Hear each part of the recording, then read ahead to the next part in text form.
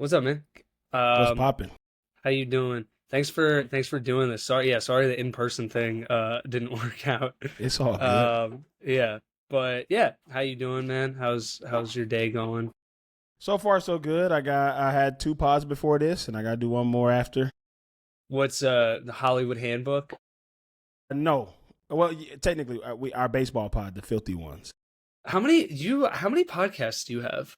I have three of my Three? own: Okay, you got what is the Sopranos one? Sopranos, Flagrant Ones, and Filthy Ones. Okay. I didn't know. So, what's your baseball team? Dodgers? I'm a Dodger fan. Yeah. Dodgers? Okay, yeah. So, yeah, for like background for the listener, you're sort of a podcast legend, Oh, that's sort cool. of one of the kings of comedy Bang Bang. Thanks. Uh, yeah. So no, it's very exciting to have you on. Like I've been a fan of you for a little bit. Obviously you've done like a lot of like acting and writing. You write for SNL now. When did you start doing comedy? I started doing comedy when I was 19. I started doing stand up, and then I only did it for like 3 months, and then stopped for like 8 months and found improv, and like never looked back. So it's been 17 years now. Damn. So you haven't done stand up since? Nah, not really. That's Like I've hopped on a couple shows every now and then, but like actually pursuing stand up, no, I haven't. Wait, I'm gonna put my hat on. I don't want to do my hair looks. Gotta get the hats. Gotta get the hats on the pod. Absolutely. But so you started doing improv so you're in college then, and you were playing basketball. hmm And did you at what age did you stop thinking you were gonna go to the NBA? Because you were good, right? I was pretty good. I wasn't ever really the best. I would say at age I knew the NBA wasn't happening was like 16. But like, 16. I just wanted to go to like at that point it was just about like I think a lot of our mindsets just changed from like going to college to like, man, I want to go D1. I want to go D1. Yeah. And 16 still later than most. I think for me it was probably like 8, 9 years old. No, we was really hooping. We was really hooping, and we was playing against like some good comp. But then you start getting cooked by guys who you didn't think were that good, and you're like, oh, I'm not even as good as this guy, and this guy's already going D1. So like, like Yeah. So Who you are just those come to that people? realization. Oh man, like Solomon Hill, Jordan Mays, Chris Sullivan. Both of those guys played at Arizona. All three of them played at Arizona. Yeah, Actually. and you played against Harden. He played Arizona too, didn't he? Or Yeah, he played at Arizona State. State. That's Yeah. right. Yeah. I played against Harden, Kevin Love, Klay Thompson, Russell Westbrook, Damn. like all the Southern California guys. DeMar DeRozan. Taj DeMar Gibson? was Or no, Taj is Taj he's is from New older York. than me. Yeah, yeah. Yeah, Taj. Um, He was at USC when I was like in high Right. school. Yeah, I didn't Okay. play against him. But yeah, so you were playing basketball, and then in college, what were you studying? Electrical engineering. Oh, really? Yeah, So you were going in all different yeah, yeah. directions. My Did uncles, you? my uncles are engineers, and I was like, I guess I'll be an engineer too. Is But I that was what? So you thought like, okay, like I'll play basketball in college, like I'm not gonna go pro, but like I'll be an engineer. That was kind of the idea. that was the idea, really. That was the And idea. then from when you started doing comedy to when you were also the dog, I gave the dog a plastic water bottle to distract him. Can you hear Yeah, that? Is that sound yeah. coming through for you? It is coming through. Okay. It's your podcast. Yeah.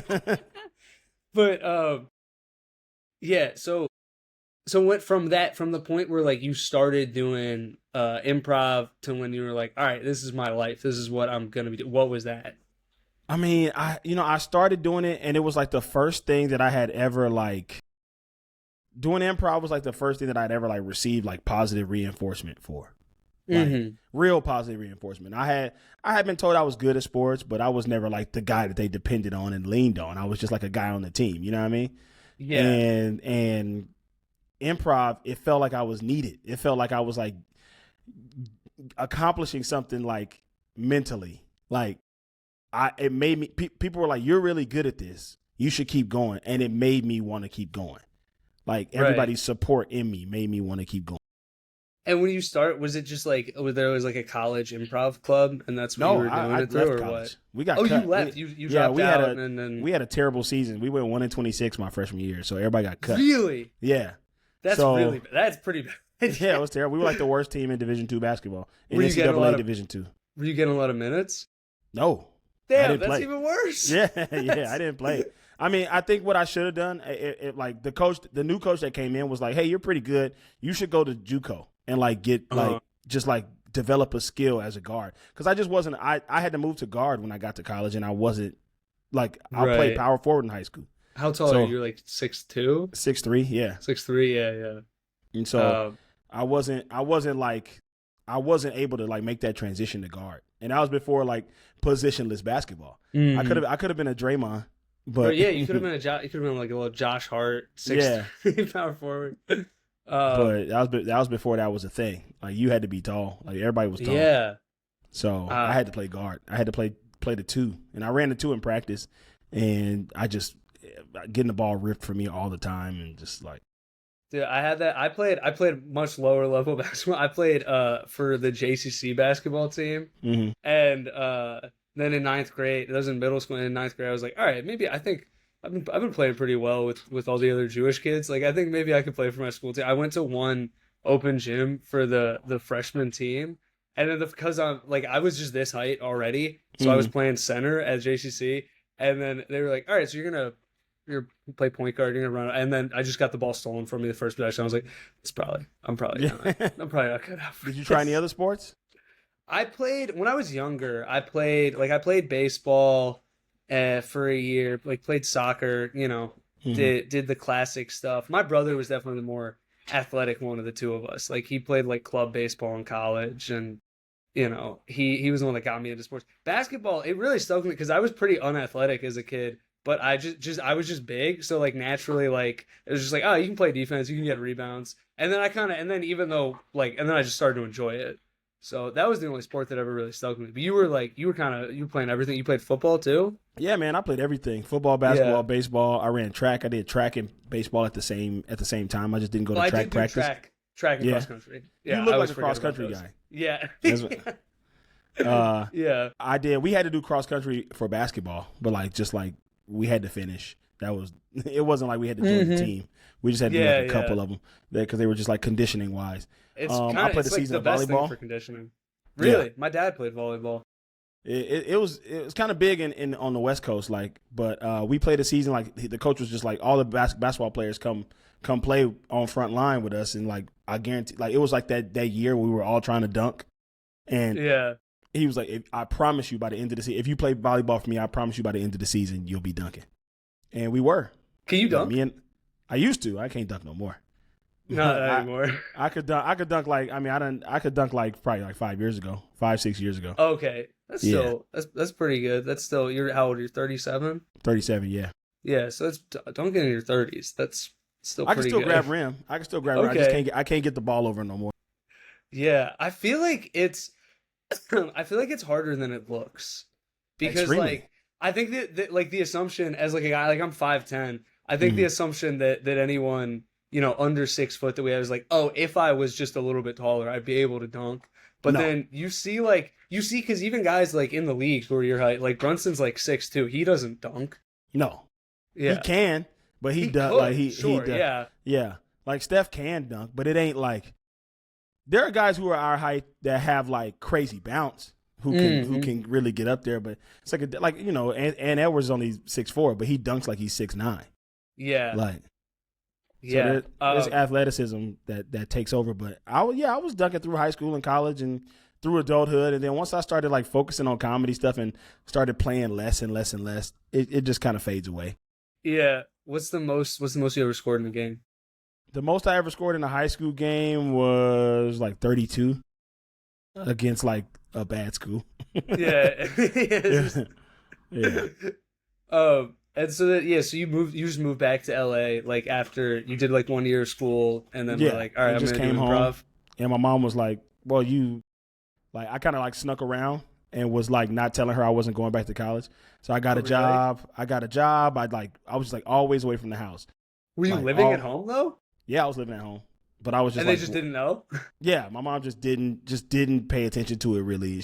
And then like it was like April, and I was home, and she was like, "Wait a minute, why aren't you at college?" And I was like, "Oh yeah, I didn't go back."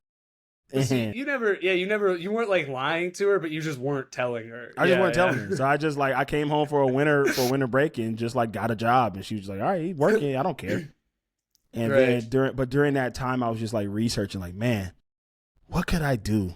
Should I do this comedy thing? And I enrolled at a junior college because she was like, well, you're going to have to go to school somewhere. At least go to the junior college. And I enrolled at Santa Monica College, which is a junior college in LA. And I wrote a paper in my anthropology class, and my teacher thought it was really funny.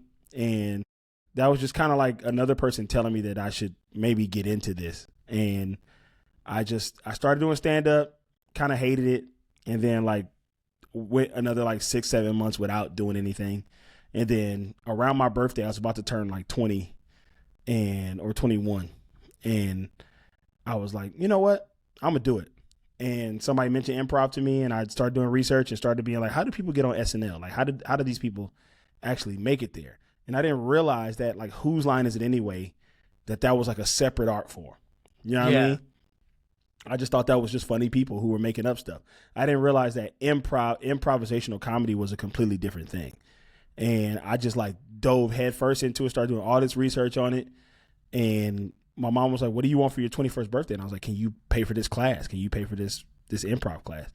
And I never looked back after that. Where was that at? Was at UCD? That was at Second City. Second City in LA, yeah. And the LA branch of Second City was much smaller, but great teachers because it was all the Chicago people who needed jobs when they first made the big move to LA. So it's the best people from Chicago and Detroit and Toronto coming to LA and teaching us, Yeah. And so it was really dope. I fell in love with it from day one. Like I said, they gave me a lot of positive reinforcement. Everybody was like, oh, how long you been doing this?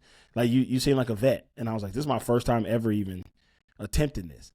And that just made me, that was, I think, something that I longed for in sports was somebody just to be the guy. You know what I mean? Right. Because when you play basketball with most people, it's oh, you're really good. But when you're playing with people who do it really competitively, you're not necessarily going to be the top guy. Yeah. And then so you did find that pretty quickly with comedy. Yeah. And I've heard you say on other pods that you were kind of always the funny guy on the team.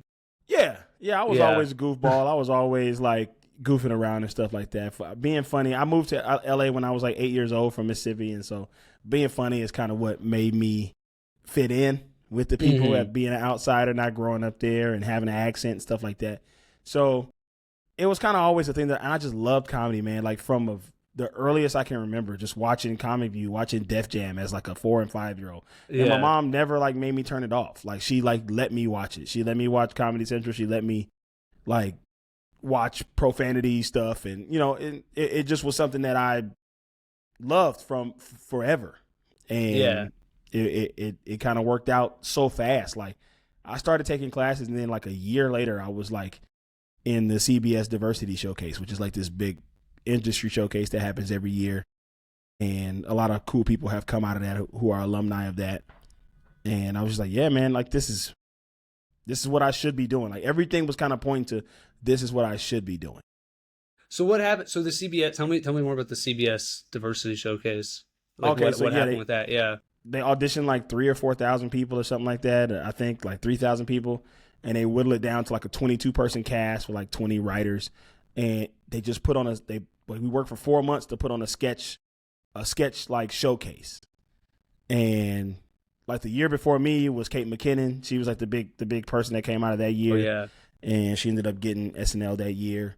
My year had a bunch of dope people: Nicole Byer, Jeff Hiller, John Milheiser, Allison Rich, a lot of people who are doing stuff, Leland Bowden, a lot of people who are doing really dope stuff now, and who kind of, it just puts you in front of people that you probably wouldn't get in front of for a long time in your career. It just kind of solidifies you as a guy that people should be looking out for.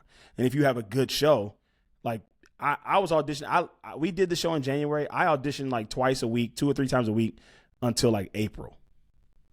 Yeah. And wow. And it was really dope. So what? And then so from that point on, have you been doing comedy professionally ever since then, basically? Say that one more time. Have you been when's the last time you had a job that was not comedy related? 2016. 2016. Okay. Yeah. 2016, I was a bouncer at a bar because that was 2013. Yeah. And then I had a job overseas for a year, and then I came back and got a job at a bar called Barney's Beanery in LA. It's a really popular bar out there now. And I got it. I got a job there, and then for 2 years I worked there while I was still doing comedy and, shooting little stuff here and there, doing a lot of Funny or Die videos, a lot of college humor stuff, like working at this company called Elite Daily. Like that was an online internet, like that we would make videos, and just kind of maintaining and working at the bar, living at home. And then in 2016, they brought back MadTV, and I got hired on that. And that was the last time I had what you would deem a regular job. Yeah. What was that like, being on the MadTV reboot? Oh man, it was a crazy experience because it wasn't great, but it was so much fun. Like the show itself wasn't great. Is that no. Yeah, we did not live up to what MadTV had been in the past. However, to be fair to us, the last 5 seasons of MadTV, most people didn't watch anyway. Yeah, I was gonna say, it's not like there's certainly MadTV sketches I look back on, I'm like, that's hilarious, but there's some misses for sure, like even in the earlier seasons. And our season was definitely a season full of misses, but I was proud of some of the stuff I got to do on there. But it was definitely fun. It was a great experience, and that just kind of led into other. While I was working on that show, I wrote my sample, and that's how I got other writing jobs after that. I went on to this show called Brockmire, which is a baseball show with Hank Xavier. Wrote on that for a season and left there and went to Brooklyn-Nine-Nine. And, just kind of been writing and acting consistently for the past 10 years, luckily. Yeah. I mean, I wonder how many people, do you know how many other people have worked for both MadTV and SNL? It's probably like 10 of us. Yeah. It's not like a super it's less than 20 list. for sure. Yeah. I write. A guy named Brian Tucker, who I write with right now, he was on MadTV as well. Yeah. So how did you end up getting the SNL job? Because I remember even when I saw whatever was Deadline or what that said you got hired by SNL. I was surprised because I was like, oh, I thought Carl was because to me I just heard your name so many times that I was like, oh, I thought he was bigger than that. You know what I mean? Oh, thanks. No, I think I know, just in the sense of I feel like you've been doing it for you even said early on when you're SNL was that was a goal early on, right? Yeah, it was a goal. And what's cool about SNL is it's something that I've always wanted to do, and so I got into TV. It kept coming up. I remember once it felt like I was making these career milestones. A chance to audition for the show would come up, and I would be too busy to do it. So the first time, 2017, me and Ego Wodum were doing a 2-person show at UCB, and we both got the opportunity to showcase. And she was picked to come and be on the to screen test, and I didn't get picked. And so I just continued on, and I worked for a few other shows. And I think right after that is when I got Brooklyn. And then in 2021, they called again. And I was on a show called Grand Crew. It was I remember that sitcom on NBC. And I was an actor on that show. We did 2 seasons of that, so I wasn't even able to audition because that show was in first position. And I loved that show. And then the strike hit, and we got canceled. And then after the strike, when the strike was wrapping up, they called again. And this time I was available. And so they were like, is he going to submit a tape? And I was like, a tape? That was the only thing that I kind of big dogged a little bit. I was like, I'm not submitting a tape. I don't. If y'all don't know, times, if y'all don't know who I am by now, and y'all don't I'm not submitting a tape. I don't want to submit a tape. And I'm not trying to be too big of a big dog, but I definitely was I don't translate well on tape. If you want to see me in person, I would love to do it. And so they said, my manager was like, nah, he's not submitting a tape. We're gonna try to ride the wave of him coming off of a series regular. And so I left, I didn't do the tape, and then they called again a couple days later being well, actually, there's going to be a LA showcase in 2 days, and Lauren's coming to watch. Does he want to get on that showcase? And I was like, yeah, I'll do that. I'd rather do that than a tape. Let me be in the audience, and let me have an audience in front of me so they can hear the laughs. And I did that, showcase, had a pretty good set in that showcase, and I went home, got a call that I was being invited to New York to test. And I was like, oh, dope, hell yeah. Like, I'm gonna get a chance to do this. And I was so nervous, man. Like, I was like, what am I gonna do? Like, do they want the same material? They don't give you any info. They just like, no, you just come to New York. Whatever you're gonna do is what you're gonna do. Like, basically do the same thing. Whatever killed at the test, at the showcase, do it again. And what didn't, don't bring it back.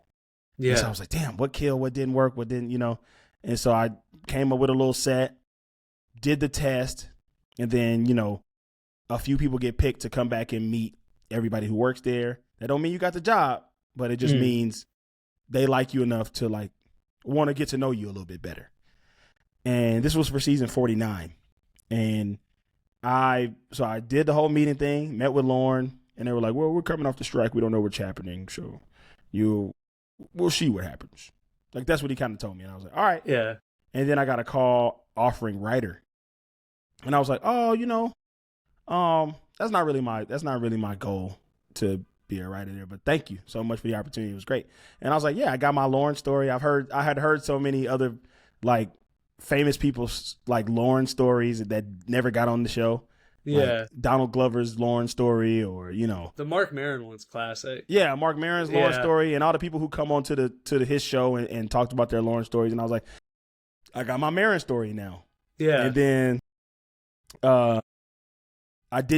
we didn't end up getting it that year because we couldn't come to an agreement on writer or cast. Like, it kept floating around. I was convincing myself, like, maybe I should take the writer position. Like, yeah, sure, whatever. And I ended up not doing it that year. And then a year goes by and I don't work at all. Like, that post strike year was tough. And so I was like, damn, like, it's a tough year to not be working. And I went on tour with Comedy Bang Bang the next summer, and we were out on tour.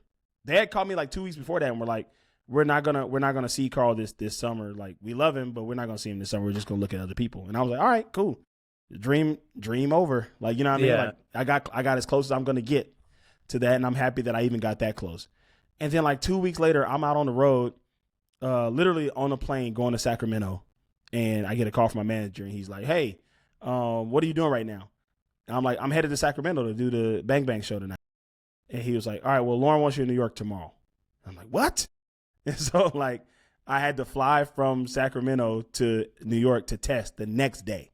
They didn't give me no time. Yeah. And I was like, but that's the type of pressure like that you're under. And so I was like, all right. I told the producer of Comedy Bang Bang, Brett, I was like, yo, write down whatever bits that I do tonight. I'm gonna be throwing shit at the wall tonight. I'm not playing one character. I'm gonna be throwing shit at the wall. And whatever is getting a big laugh from the audience, write it down, and let me know what works. And so I went and I did the audition the next day, and didn't hear anything. I didn't have meetings like I had done the year before. And then I just went back to LA. I was like, damn, did I do something bad? I should have did this. I should have did, kind of in my head. And then like a week goes by, and they're like, they want to see Carl again, like coming up this week with a whole new 5. Just come do a whole new 5. And I didn't even know that this was a thing, that they did callbacks, because the year before we didn't do a callback. I only did one audition. And so I did that, what was considered a callback, did an all new 5, felt really good about it.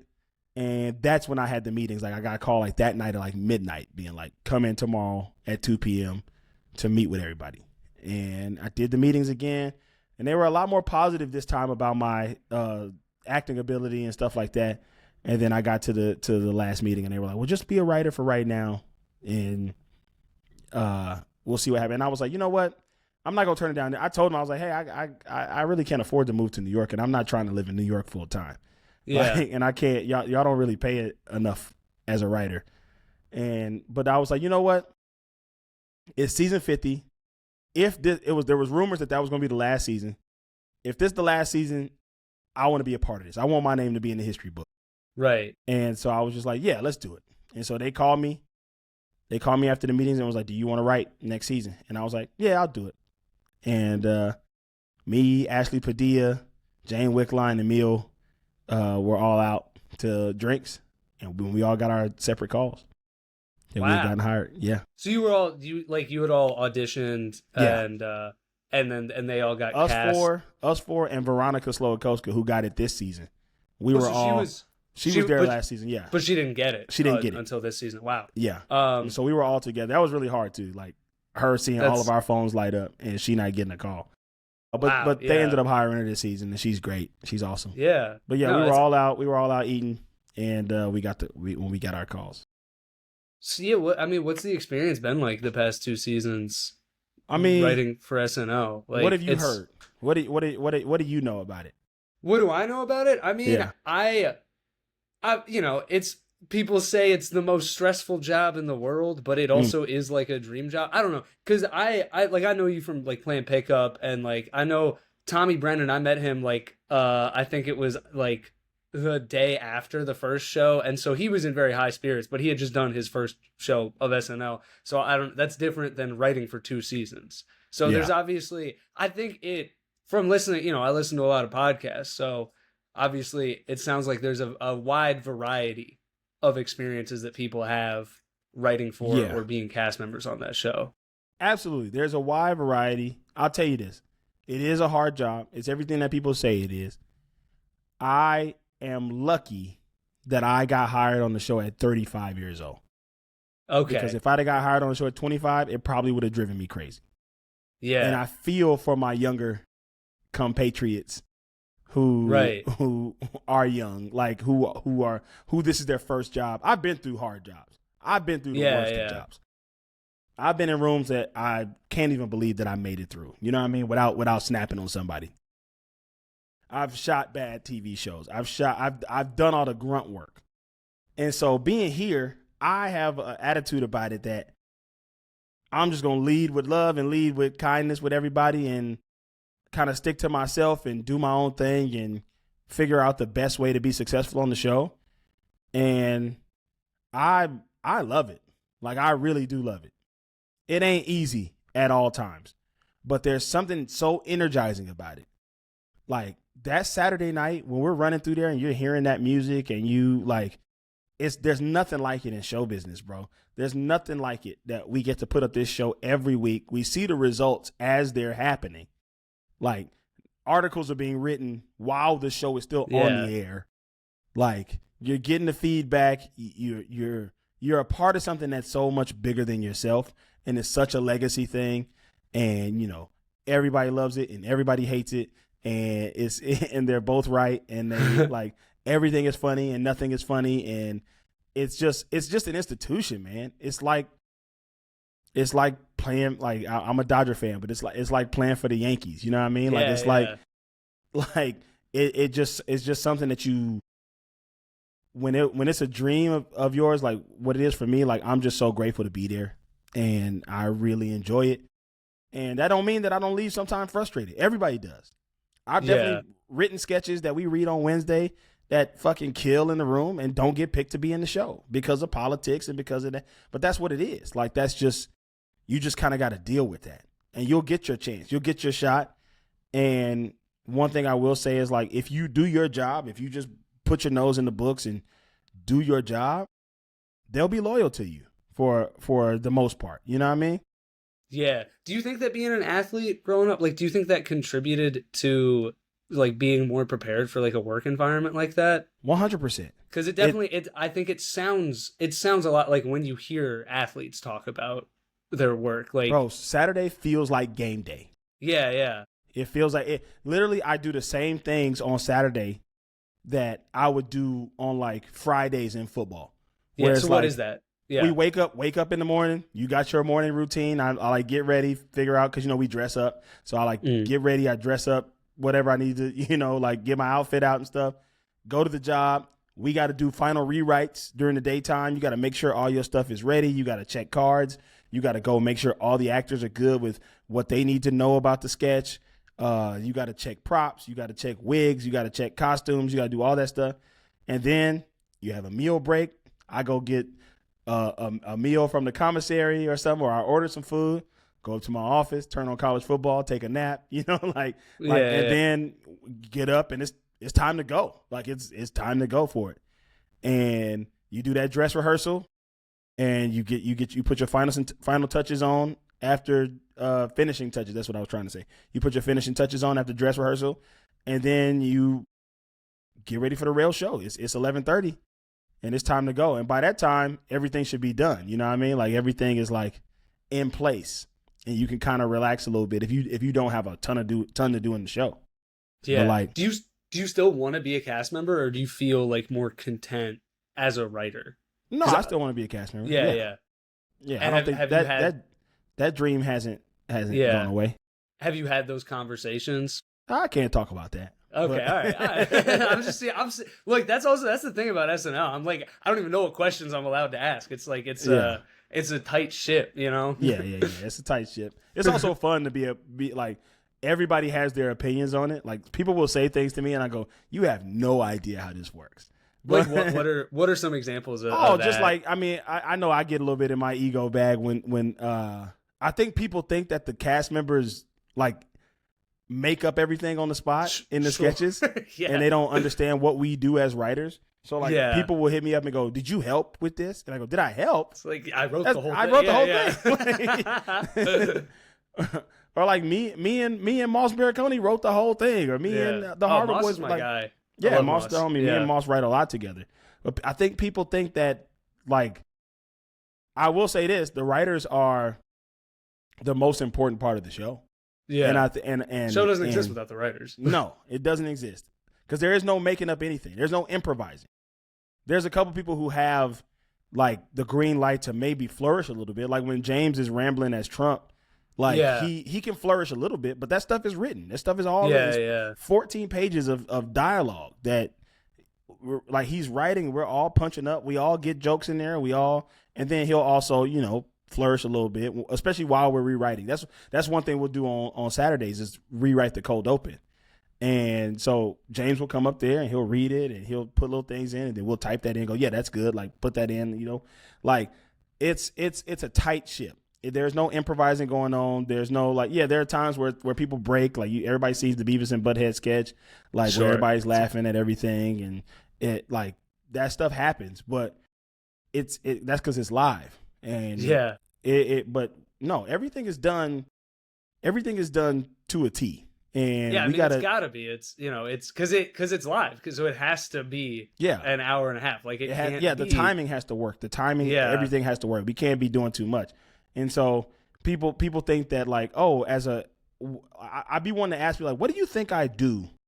Like, because people will see something that they go, this sounds like you.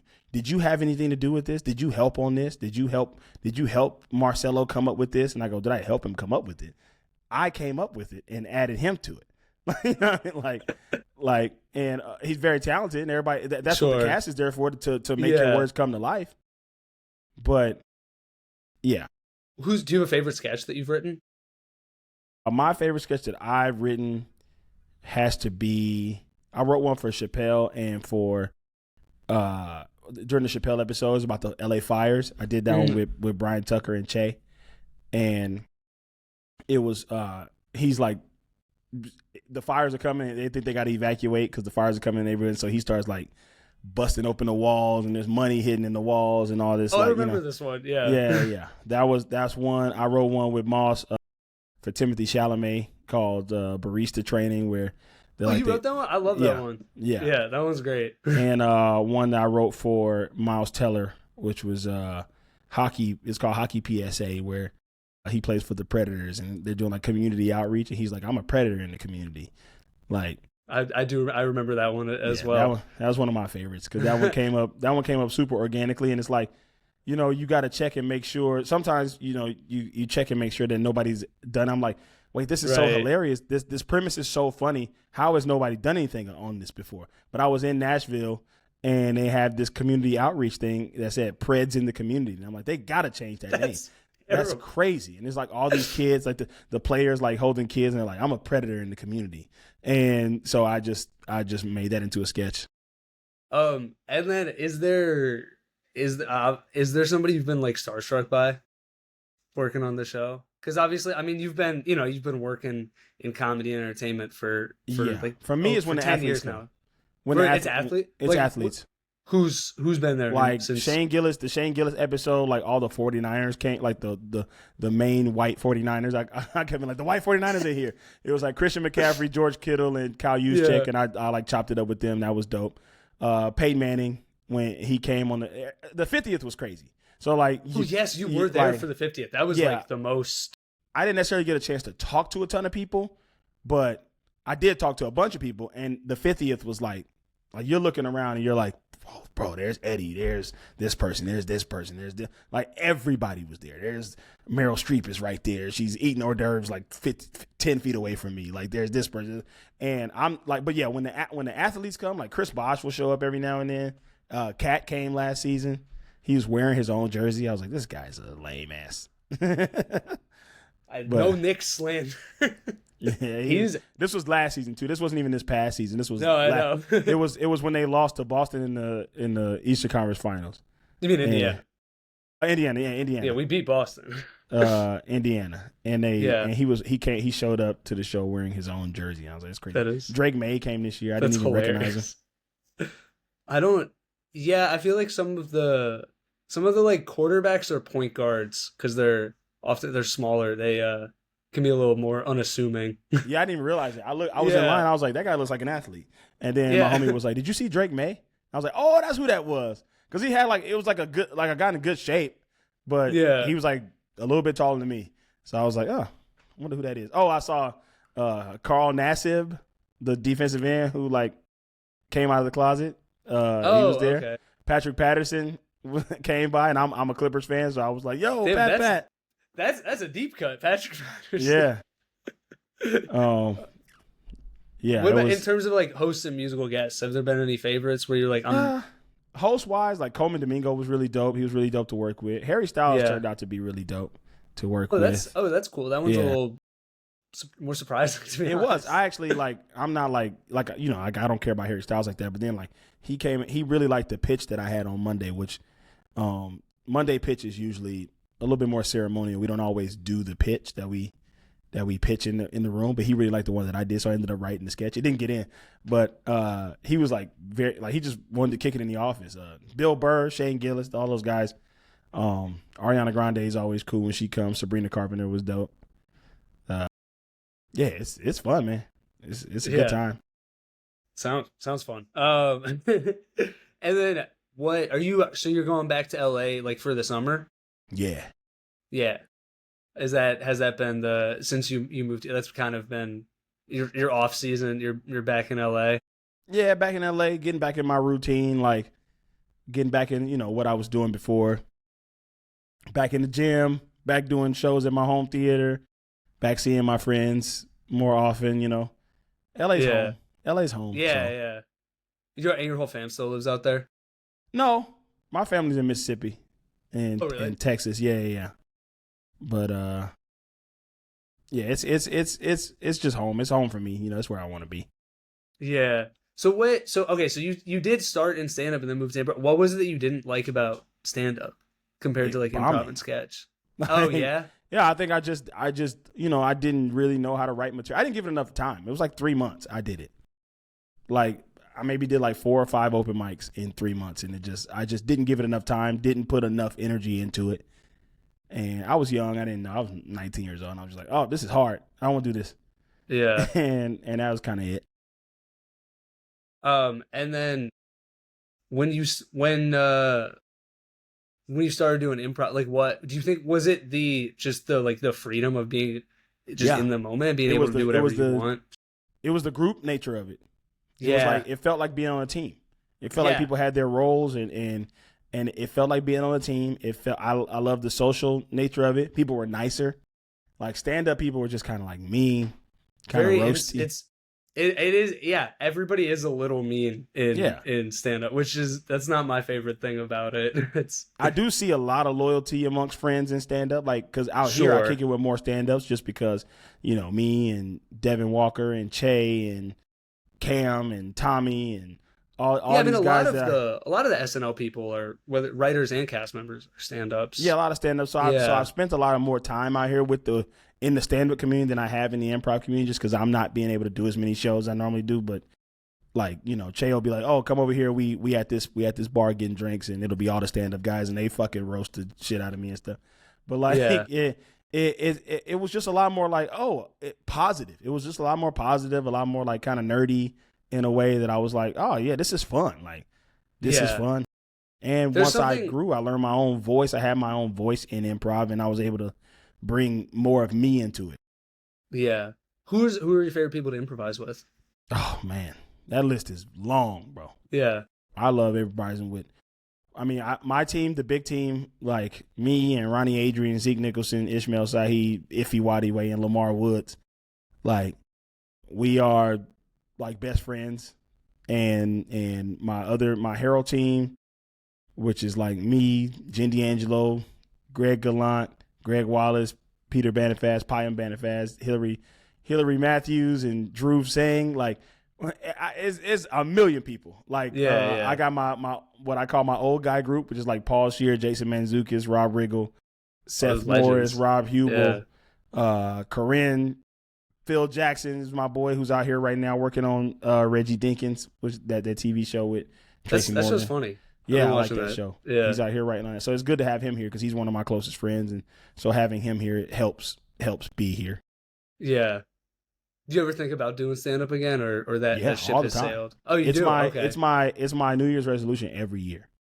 And I usually do at least like one small show every year just to be like, can I do it? And what I'm really nervous about is starting over at something. You know what I mean? Like, like starting over at a thing, and maybe somebody who like hears me on podcasts and who likes the work that I do on podcasts sees me do stand up and is like, man, that sucks. Carl's not as funny as I thought he was. You know what I mean? Well, yeah. Well, and I think the thing that you mentioned about like not liking bomb, where it's like no matter like what level you're at as a stand up, you're gonna bomb sometimes. Even, I mean, unless you're like I don't think Kevin Hart bombs, because I think when you have that many fans and are like selling out stadiums, I think it's kind of impossible to. Yeah. Even if the material's not good. But like for basically everyone else, like unless you're a stadium comic, you're gonna bomb. You're gonna bomb at some point. And that, I guess you don't really. I think because improv audiences, I think because you're going in with the knowledge of like everything is made up on the spot, the audience is a little bit less critical and a little bit more forgiving. Yeah, absolutely. Like, if stuff doesn't hit.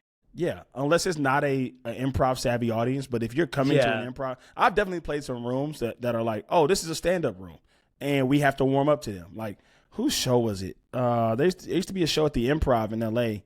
that was half stand-up, half improv or something like that. Like, it would be a full stand-up show, and then they would have an improv group go on. And in a room like that, people are like not there to see improv. And so they're just like, what the fuck is this? But then after a couple minutes, they warm up to it. And they're like, wait a minute, they're making this up? Like, this actually is really cool, you know? Yeah. But I've definitely been in some less than, like I've done it all over the world, man. You doing some European rooms that you're like, what the fuck is happening? Like, have you done cruises? No, I have never been on a cruise. Yeah, neither have I. I don't know what I've heard.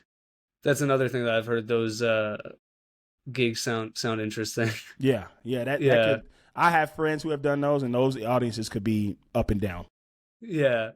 That sounds like it could really go anyway. What advice would you have for people that want to write or want to do improv or just want to do comedy? Well, I was just talking to my cousin about this today. I think the landscape has never been friendlier for people to really get out and do their own thing. You don't have to do like what I did, what I assume you did. It was just like grind it out, read the books, watch the tape, do everything. You literally turn on that camera phone, get on that TikTok, and you can make stuff up. And so like I just think now you can't be scared to do it. Like now is like the time where you're like, as a person who literally just said I'm scared to do stand up, but like you can't be scared. You got to get, if you want to do it, you got to get up there and do it. Now it depends on what lane you want to go in. If you want to go in the stand up lane, you got to research. If you want to go in the improv lane, there's research to be done, but there's classes that you take. But like, if you just want to be like an online influencer or something like that, just turn on that camera and just no idea is off limits. You know what I mean? Yeah. No idea is off limits. And you're going to fall flat on your face, but keep going until you find what your voice is. Yeah. But what do you think of that, of the fact that it's never been more open? Do you think that, because I think about that a lot, and do you think that that can make it harder for people to just be so visible Hell yeah. when they're starting out? Yeah. And because I'm glad that I wasn't like posting stand-up clips in like, my first couple of years doing it. Yeah. Yeah. I definitely, I was just on the phone with my cousin about this earlier today, where I was like, man, it's really crazy how, like, it feels like our generation did it the right way. And I'm sure to other people we are being rewarded for that. But there's still things that we could be doing. Like I look at Cam, who's my guy, Cam Patterson, who I work with at the show, and I wrote a lot of his bits this year. And he's such a hard worker, and he's only been doing this stuff for 4 years, and already is in That's crazy movies and got SNL as a cast member, and I'm just like, man, I've been doing this shit 17 years, and yeah, I've been in movies, yeah, I have been on TV shows, yeah, I have my own TV show, yeah, I've written on some prestigious shows and stuff like that, but it still don't feel the same, you know what I mean? Yeah. Like my resume is great, but I can walk down the street, don't nobody know who the hell I am, you know? Do you like that? Do you want people to know who you are? You know, I think I used to not care about it, but now I think clout is currency so hardcore that I feel like it would be better to be known a little bit more. Yeah. You know? Because that's a perfect segue into the title of the podcast, which is a question I like to get to towards the end, which is, why aren't you more famous? Yeah, because I don't think I have put in the effort of being famous. Uh-huh. I've just put in the effort of being gainfully employed in the entertainment industry. But I don't. That sounds better to me. I think because there's certainly people that are famous and not gainfully employed in entertainment. Yeah, and it depends on what you value more. And like I said, what we were talking about earlier, like the landscape has changed so much. Some people, that doesn't matter to them. Like there's online comedians who have millions and millions of followers who don't need to have writing credits, who don't need to have acting credits. They make their own shit up, and they get those credits. I mean, when you look at Drewski and what he's done over these past, 5-6 years? Pretty quick, yeah, pretty short. Like pretty quick ride. Because he broke out in the pandemic, right? Yeah. And look what he's done in this time. And now he is doing movies, and now he is doing that stuff. And I do think that ain't got nothing to do with what I think about his work or whatever. And me and Cam get into this a lot too, because he talks about how funny he thinks Drewski is and everything. And I'm like, man, he just doesn't, like, his bits don't ever have any jokes in them. Yeah. There's no jokes. It's just like visual gags. Like when he did the white face thing, it's like, he had like gruesome makeup on, but there was no joke in that video. There's no joke. There's no substance to it. Yeah. But it doesn't matter. Mm-hmm. It doesn't matter. So it's like these things that like the things that we did, the things that like you coming up with jokes, you writing jokes, you performing those jokes, crafting those jokes, perfecting those jokes, me being able to get on these improv stages and do well over 10,000 hours of improv and sharpen my brain to where I'm able to write jokes for television at a drop of a hat and this and that. Like that stuff, it doesn't matter. And I don't think I used to really say I don't need to be famous. I would like to be respected for my work. And in a lot of ways I am that. Like there are people who do see. I was in New Orleans and some guy recognized me from Dropout TV or whatever, you know what I mean? Like it was like, all right, that's cool. Like that's fun. He was working at a restaurant, gave me a free dessert. Shout out to that guy. But like it is fame, I think comes with a cost that I don't always want, because like even the online engagement I get now I don't always love. Like if I have a video that goes viral or something like that, and I'm like, I don't want to fucking engage with these people. Like I don't mind talking to anybody in person, but in online I keep it away from me. Yeah. And being famous, you got to learn to deal with that. You got to learn to put up with the talking online, because you got to learn to put up with the bad comments and treat the bad comments just as the good comments. There's so much that goes into all of it that I think the reason why I'm not famous, I can't put my finger on why not. I would say that, like I said, it's because I just focused my efforts in other directions. Like I didn't, when TikTok had its boom, I didn't get on TikTok. I didn't want to be on TikTok. I scroll on it all day, and I have made a couple TikToks, and they did well numbers wise, but I didn't want to be on it. And yeah, it's like stuff like that where it's like, I think the people who have become famous, like even when I got on the show, when I got on Grand Crew, I could have got a publicist. I could have paid that $5,000 a month to be in magazines and to do this and do that and do this. I have friends who have done that. I got friends who were nobodies, and then they got one gig and immediately blew up, took off. And it's because they did everything that it takes to do that. You got to want that. And I don't know if I've always fully wanted that. But then there are times where I go, damn, I bet you if I was a little bit more well known, this wouldn't happen to me. And, I've lost out on jobs to people who, just because of follower counts, and they get those jobs and they don't do good at them. And the people who booked that person will come to me and go, man, we should have casted you. But the network wanted this person because they had this many followers and stuff like that. So yeah, I think there's an extra level of effort that it takes going in to be famous. Now, being well respected for your work and constantly being able to work, that's a different thing. And I literally was just having this conversation earlier. I'm not necessarily worried about my career in this business. I know that I'll be able to write for the rest of my life. Will I be able to act for the rest of my life? Sure. I'll probably have to create a lot of opportunities for myself. I'll probably have to put in that effort that I have taken, that I've waited so long to put in. And I'm sure that'll bring opportunities. I have made connections and made friends in high places that I can go to them and be like, hey, I got an idea. And they may give me a chance just based off the strength of what I've done in my career. SNL is going to help that tremendously because having them on your resume is invaluable. And I mean, it's certainly, SNL, I think especially is like the kind of thing where like you have that on your resume. It's like, that is, nothing's guaranteed, but it's like, it's going to put you higher to the list of people who just like will be able to work consistently in entertainment. Yeah.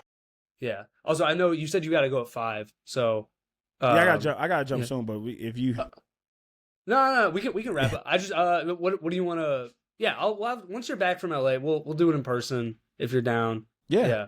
We'll get another one cuz I've been having fun talking to you, man. Just anything you want to plug before we wrap up? Yeah, man, if you want to listen to me on podcast, go to the Patreon, the Flagrant Ones Patreon. It's patreon.com/the Flagrant Ones. And I think it's the in front of that, maybe. But that one's hosted by me, Hayes Davenport, and Sean Clements. And they also have a podcast called Hollywood Handbook, which is free. And there's me and Lamar Woods host the Sopranos Watch podcast. Check that one out. It's called XOXO Bada Bings. The name comes from we did a Gossip Girl rewatch podcast, and it was called XOXO Gossip Kings. And so now it's called XOXO Bada Bings. I'm around. Follow me on Instagram at DammitCarl, DAMMITCARL. You can see me live. You got any more NBA player song parodies coming? Yeah. I think there'll definitely be some more coming. I can't hear Purple Rain without hearing Harden James now. Yeah. Did you hear the Amir Coffee? The Amir Coffee? Of course. Yeah. The Amir, of course. That was, I think, even better.